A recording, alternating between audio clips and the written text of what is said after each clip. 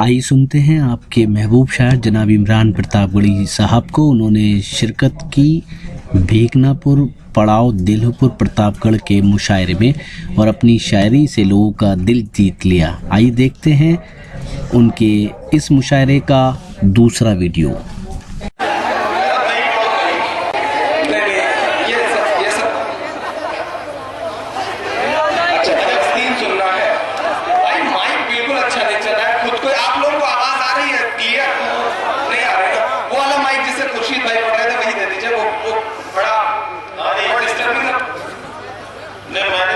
इससे शायद थोड़ी सी आवाज ठीक आ रही, ये बेहतर है कि ये वाला, ये बेहतर है ना? मुझे भी लग रहा था कि माइक बड़ा खराब है। अच्छा, माइक का भी मामला नदीम भाई इतना खराब होता है कि अगर माइक वाला दुश्मनी में उतर आए तो चाहे कितना भी बड़ा शायर हो, चाहे कितना भी बड़ा गायक हो, हर माहौल में मामला खराब हो जाता है। वो पिछले दिनों मेरे एक दोस्त की शादी थी, माइक वाले का शायद उससे कोई टंटा था। शादी में जब दूल्हा जो है वो घोड़ी पे सवार होकर के पहुंचा और जैसे ही मंडप में पहुंचा, नॉन मुस्लिम दोस्त था मेरा, जैसे ही मंडप में पहुंचा बड़े अच्छे गाने बज रहे थे, लेकिन जैसे ही दूल्हा पहुंचा वैसे ही गाना बजना शुरू हो गया। अरे बानर तू कौन है, क्या है तेरा नाम? दूल्हा एकदम भड़क गया, बोला अजीब सा गाना बजा के, भैया मैं बानर थोड़े हूं, मैं तो दूल्हा हूं। बड़ी डांट डपट पड़ी तो माइक वाले ने फिर उसको थोड़ा सा सुधारा और उसके बाद जब वो 4-7 फेरे लिए जाते हैं ना, मालाएं पहनाई जाती है, बरमाला डाली जाती है, जैसे ही दूल्हे के गले में दुल्हन ने बरमाला डाली और दूल्हे ने दुल्हन के गले में जैसे ही डाली वैसे ही गाना बजना शुरू हो गया, भैया मेरे राखी के बंधन को निभाना। दूल्हा भड़क गया, बोला भैया कौन सी दुश्मनी है, आप इस फेरों के टाइम में आप ये वाला गाना बजा रहे हो? फिर डांट डपट को उसको चुप कराया गया। सुबह हुई, जब बारात रुखसत होने का वक्त आया, दुल्हन को लेकर के चलने लगा, फिर उसने अपनी दुश्मनी निकाली। जैसे ही गाड़ी में दुल्हन बैठी, दूल्हा लेकर के चलने लगा, वैसे ही गाना बजने लगा, हम आज अपनी मौत का सामान ले चले। तो ये जो माइक वाले लोग हैं, ये कब क्या करें, किसकी मतलब कहानी खत्म कर दें। अल्लाह करे इस मुशायरे में थोड़ा सा माइक थोड़ी देर में ठीक हो जाए, क्योंकि बहुत अच्छे लोगों को आपको सुनना है, इसलिए मैं थोड़ा बेहतर करने की कोशिश कर रहा हूँ। 4 मिसरे पढ़ता हूँ, जिसके लिए मुझे मेरे दोस्तों का भी हुक्म है कि अगर 4 मिसरे पढ़ दूं, उसके बाद इंशाल्लाह आप तक और पहुंचने की कोशिश करूंगा। फलस्तीन वाली नज़्म सुनाऊंगा, एक आध नज़्म और उसके लिए भी फरमाएं जी, हाँ अडवाणी जी वाली, इंशाल्लाह वो भी मेरा भी मन है उसे सुनाने का। इंशाल्लाह ढेर सारी नज़्में सुनाऊंगा, जितना आप चाहेंगे। 4 मिसरे पढ़ता हूँ। आपको याद है पिछले दिनों एक मौत हुई थी, लाखों लोग उनके शव यात्रा में शामिल थे, जनाजे में पूरे देश की मीडिया उसको शहादत बनाने पर तुली थी। यहाँ मीडिया के मेरे दोस्त बैठे हैं, मैं 4 मिसरे पढ़ रहा हूँ, एक कपड़े में लपेट करके, खास तरीके के बड़े सम्मानित कपड़े में लपेट करके उनके जनाजे को भेजा जा रहा था। मैं नाम नहीं लूंगा, नहीं आप जान जाएंगे कि मैं बाल ठाकरे साहब की बात कर रहा हूँ। मैंने 4 मिसरे कहे और उसे पूरी दुनिया में मैंने पढ़ा, आपकी दुआओं के भरोसे मैं 4 मिसरे पढ़ता हूँ। मैंने कहा कि मैं ये नहीं कहता कि वफादार नहीं था,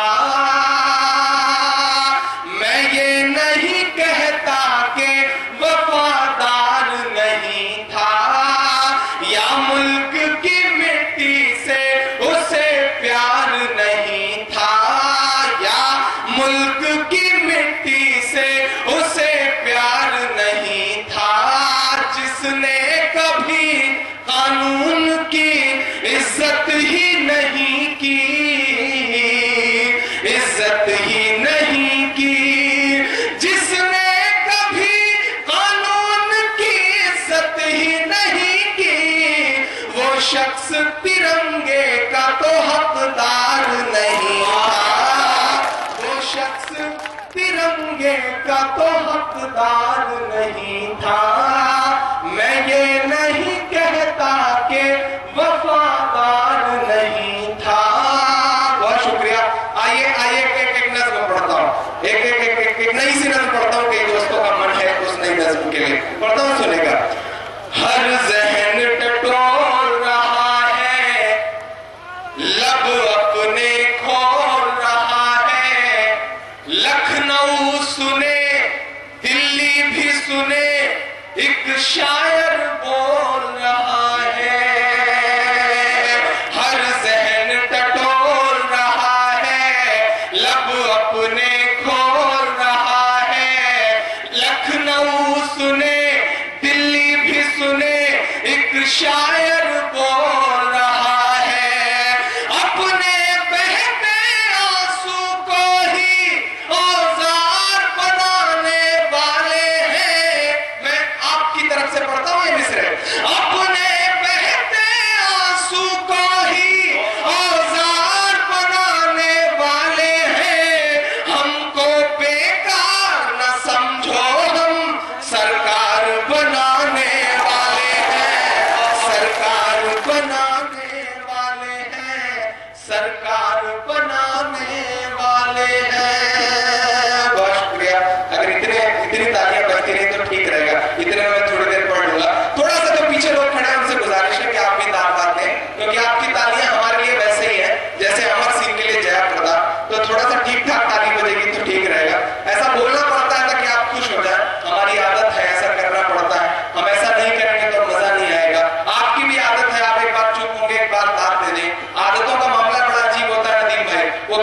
मेरे प्रतापगढ़ में तो आदतों का मामला बड़ा ही अजीब है। बस कंडक्टर की शादी हुई तो सुहाग की सेज पर बैठ करके बीवी से बोला कि बहन जी जरा और खस को 2 सवारियां और बैठेंगी।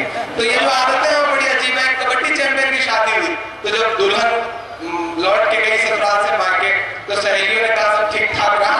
उसने कहा कि ठीक ठाक रहा, कबड्डी चैंपियन है, कबड्डी करते आते हैं, पाला चुन के लौट जाते हैं। तो ये जो आदतें हैं वो बड़ी माशाल्लाह अच्छी हैं, बड़ी प्यारी है। बस थोड़ा सा आपको साफ बोले, मैं लौट रहा था पिछले दिनों तक जब किंगफिशर की फ्लाइट जब चल रही थी तो किंगफिशर की फ्लाइट में पंडित जी बैठे हुए थे। एक एयर होस्टेस बड़ी खूबसूरत सी उनके पास आई, बोले पंडित जी आप खाने में क्या लगे? तो पंडित जी ने कहा खीर चाहिए, पूड़ी चाहिए, सब्जी चाहिए, वो भी कद्दू वाली। तो एयर होस्टेस ने कहा कि पंडित जी आप किंगफिशर की फ्लाइट में बैठे हैं, विजय माल्या की तेरही में नहीं बैठे हैं। तो ये जो आदतें हैं लोगों की माशाल्लाह वो अपने आप में बड़ी अनूठी है। ऐसे ही चलता रहेगा। बस थोड़ा सा आपका साथ और मिलता रहे तो मैं पढ़ सकूंगा। अपने बहते आंसू को ही औजार बनाने वाले हैं, हमको बेकार न समझो, हम सरकार बनाने वाले हैं, सरकार बनाने वाले हैं। तलवार उठाई हाथों में तो हम टीपू सुल्तान हुए। मैं बहुत बड़ा सच बोल रहा हूं। इस सच को बोलने के लिए बड़े कलेजे की जरूरत है। मुझको जालिम का तरफदार नहीं लिख सकते, कम से कम वो मुझे लाचार नहीं लिख सकते। और जहां हथेली पे लिए बोल रहा हूं जो सच, उसको इस देश के अखबार नहीं लिख सकते, उसको इस देश के अखबार नहीं लिख सकते। मैं हिम्मत कर रहा हूं, मेरा और साथ दीजिएगा। तलवार उठाई हाथों में तो हम टीपू सुल्तान हुए, शहनाई छूली होठों से तो हम बिस्मिल्लाह खान हुए, शहनाई छूली होठों से तो हम बिस्मिल्लाह खान हुए। अभिनय जो किया तो दिलीप हुए और हम ही शाहरुख खान हुए। अभिनय जो किया तो दिलीप हुए और हम ही शाहरुख खान हुए। संगीत छुआ जब हाथों से तो हम फिर से रहमान हुए। संगीत छुआ जब हाथों से तो हम फिर से रहमान हुए। जब जहांगीर हम हुए हैं तो इंसाफ सिखाया है हमने। अकबर बनकर दुश्मन को करना माफ सिखाया है हमने। अकबर बनकर दुश्मन को करना माफ सिखाया है हमने। जब औरंगजेब हुए हैं तो मंदिर को जमीने दान किया। सबसे ज्यादा इल्जाम अगर इस देश में नफरत वालों ने लगाया किसी पर तो औरंगजेब रहमतुल्लाह अलैह पर लगाया। पिछले दिनों एक रिसर्च हो रहा था देश की रामलीला कमेटियों पर नदी खाई और मंदिरों पर, तो बहुत सारे दस्तावेज ऐसे निकल के आए जिसमें 50 मंदिरें और रामलीला समितियां ऐसी हैं जिनकी जमीनें औरंगजेब रहमतुल्लाह अलैह की कलम से डोनेट की गई है, दान की गई है। ये अपने आप में कौमियत जयती की मिसाल है, लेकिन इस देश की मीडिया ने उनको कितना बदनाम किया है। मैं उनकी तरफ से उनकी हिमायत में ये मिसरे पढ़ता हूं कि जब औरंगजेब हुए हैं तो मंदिर को जमीने दान किया। अगला मिसरा सच्चा हो तो मेरा साथ देना। जब औरंगजेब हुए हैं तो मंदिर को जमीने दान किया। जो रंग तिरंगे में है हरा वो रंग हमी ने दान किया।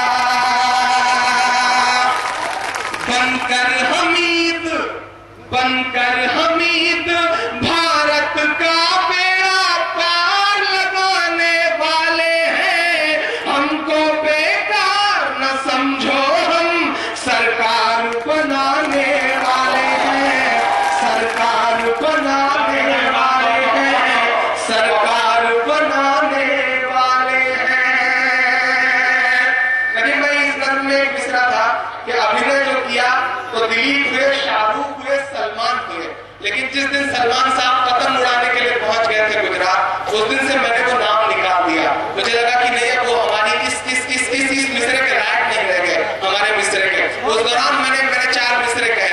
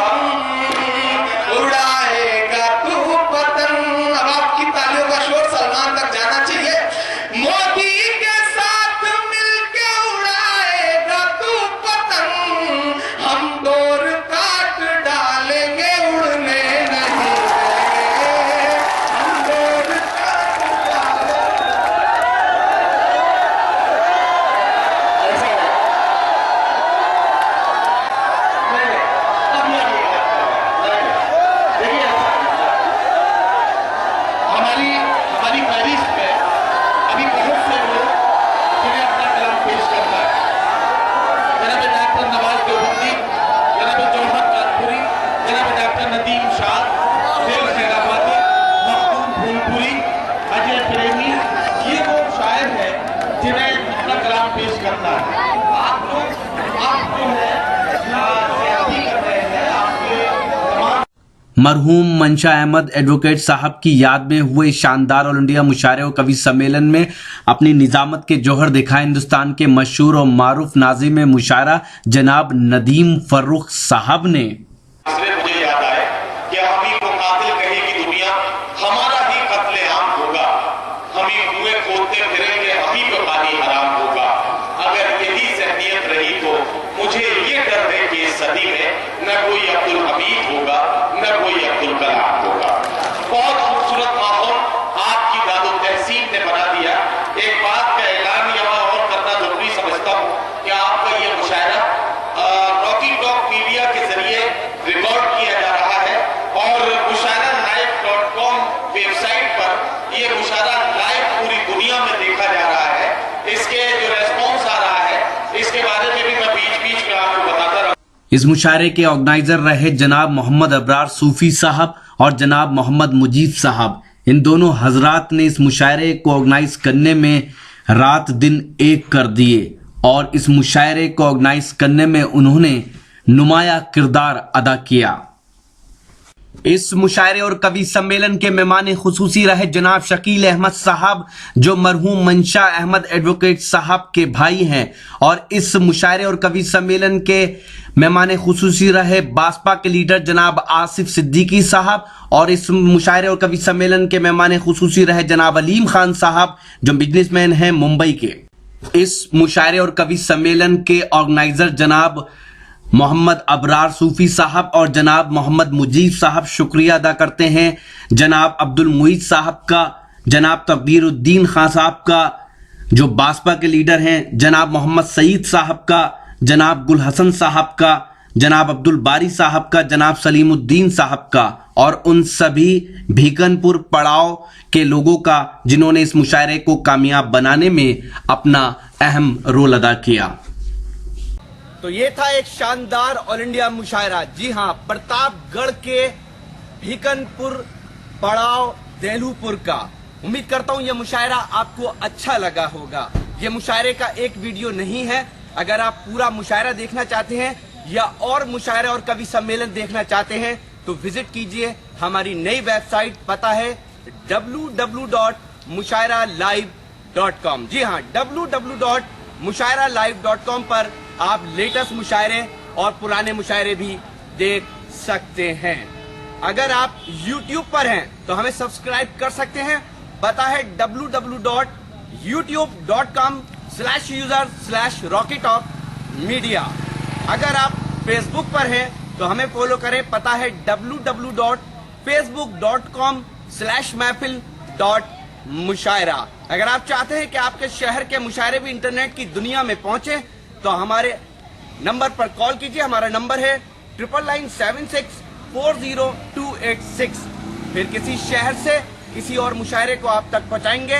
कैमरा पर्सन रेहान खान के साथ शफीक खान, उत्तर प्रदेश के शहर प्रतापगढ़ से रॉकी टॉक के लिए।